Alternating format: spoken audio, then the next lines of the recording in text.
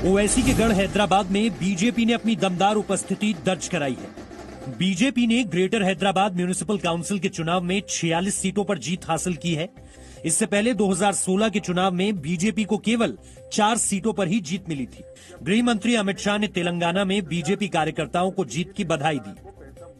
प्रधानमंत्री नरेंद्र मोदी के नेतृत्व में बीजेपी की विकास की राजनीति पर भरोसा जताने के लिए तेलंगाना की जनता का आभार। मैं तेलंगाना में बीजेपी के कार्यकर्ताओं के कठिन परिश्रम की सराहना करता हूं। वहीं के चंद्रशेखर राव की पार्टी टीआरएस इस बार भी सबसे बड़ी पार्टी बनकर उभरी है। टीआरएस को 56 सीटें मिली हैं। ग्रेटर हैदराबाद नगर निगम के चुनाव में तीसरे नंबर पर असदुद्दीन ओवैसी की पार्टी एआईएमआईएम है। एआईएमआईएम ने 42 सीट जीती हैं, कांग्रेस ने 2 सीट जीती है। बीजेपी ने जीएचएमसी के चुनाव में अपने दिग्गज नेताओं को प्रचार के लिए उतारा था। गृह मंत्री अमित शाह, बीजेपी अध्यक्ष जेपी नड्डा और यूपी के मुख्यमंत्री योगी आदित्यनाथ ने हैदराबाद में रोड शो किए थे, जिसका फायदा नतीजों में दिख रहा है। टीआरएस के कार्यकर्ताओं ने ग्रेटर हैदराबाद नगर निगम के चुनाव में सबसे बड़ी पार्टी बनने के बाद जीत का जश्न मनाया। तो टीआरएस पार्टी कैंपेन भी करती है, काम भी करती है। भारतीय जनता पार्टी सिर्फ और सिर्फ कैंपेन करती है। तो आज नतीजा आपके सामने है। बीजेपी सांसद तेजस्वी सूर्या ने कहा कि 2023 के तेलंगाना विधानसभा चुनाव में बीजेपी की पूर्ण बहुमत की सरकार बनेगी।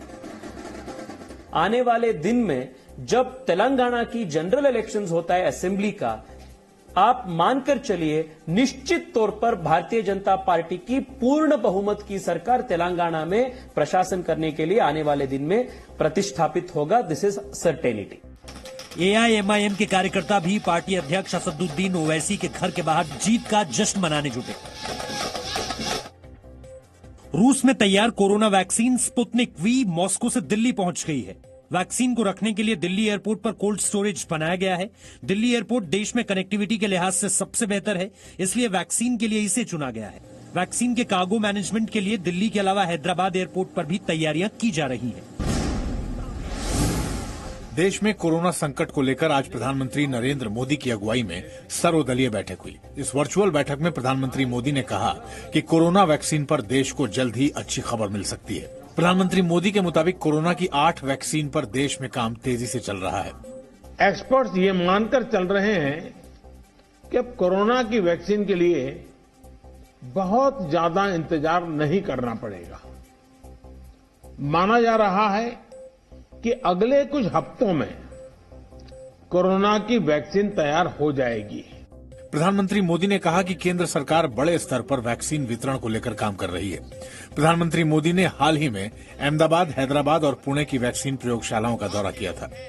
दुनिया की नजर कम कीमत वाली सबसे सुरक्षित वैक्सीन पर है और इस वजह से स्वाभाविक है पूरी दुनिया की नजर भारत पर भी है। स्वास्थ्य सचिव ने सर्वदलीय बैठक में प्रेजेंटेशन दिया। उन्होंने बताया कि करीब 1 करोड़ हेल्थ वर्कर्स को सबसे पहले वैक्सीन दी जाएगी। इसके बाद 2 करोड़ फ्रंटलाइन वर्कर्स और फिर 27 करोड़ सीनियर सिटीजन को वैक्सीन दी जाएगी। बैठक में कांग्रेस ने कोरोना के मुद्दे पर संसद का सत्र बुलाने की मांग की। वहीं तमिलनाडु के डीएमके नेता टीआर बालू ने बैठक में प्रेजेंटेशन के सिर्फ हिंदी में होने पर ऐतराज जताया। वैक्सीन बनाने का जो प्रयास कर रहे हैं। किसानों और सरकार के बीच 5वें दौर की बातचीत कल दोपहर 2 बजे विज्ञान भवन में होगी। आज सिंघू बॉर्डर पर संयुक्त किसान मोर्चा की बैठक हुई, जिसमें आंदोलन कर रहे सभी किसान संगठन के नेताओं ने हिस्सा लिया। किसानों ने नए कृषि कानून को रद्द करने की मांग की और 8 दिसंबर को भारत बंद करने का ऐलान किया। हमने अपने तमाम स्टेटों के किसानों को, नेताओं को ये कह दिया कि वो दिल्ली पहुंच जाएं और जो संगठन है वो तैयारी कर ले, क्योंकि जैसा सरकार का रवैया है उसको देखते हुए शायद सरकार हमारी और परीक्षा लेने चाहती है। किसान आंदोलन की वजह से दिल्ली बॉर्डर की कई सड़कें बंद हैं, जिसके खिलाफ आज सुप्रीम कोर्ट में याचिका दाखिल की गई।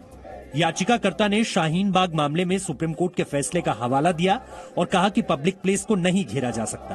प्रदर्शन तयशुदा जगह पर होना चाहिए। ऐसे में जल्द से जल्द सड़क को खाली कराने की मांग की है।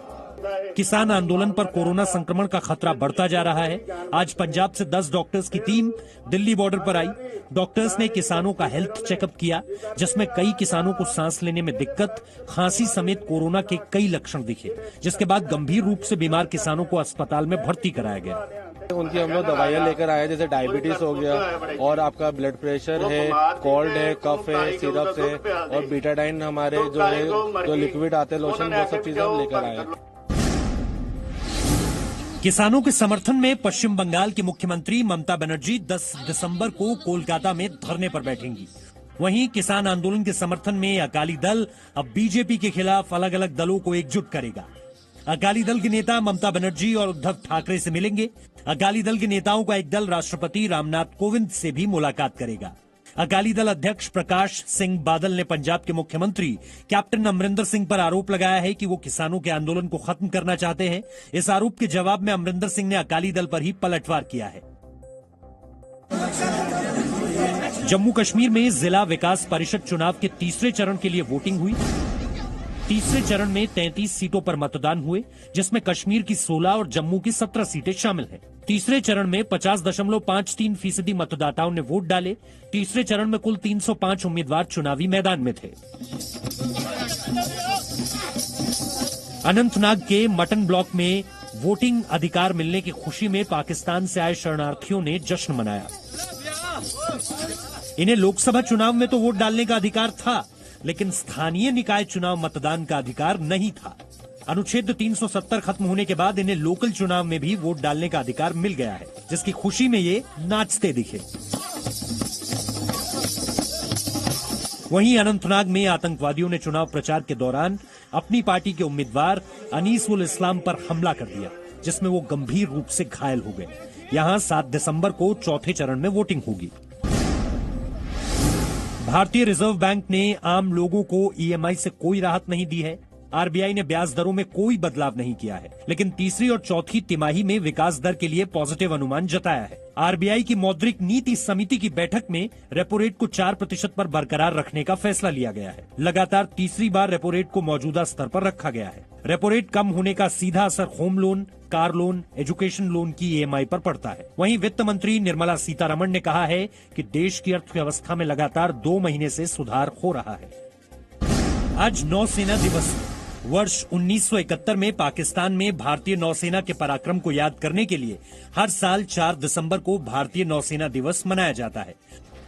नौसेना दिवस के मौके पर दिल्ली के वॉर मेमोरियल पर जल, थल और वायुसेना के प्रमुखों ने नेवी के जवानों को श्रद्धांजलि दी। इस मौके पर प्रधानमंत्री मोदी ने भारतीय नौसैनिकों को बधाई देते हुए ट्वीट किया, भारतीय नौसेना निडर होकर हमारे तटों की रक्षा करती है और जरूरत के समय मानवीय सहायता भी प्रदान करती है। हमें सदियों से भारत की समृद्ध समुद्री परंपरा भी याद है।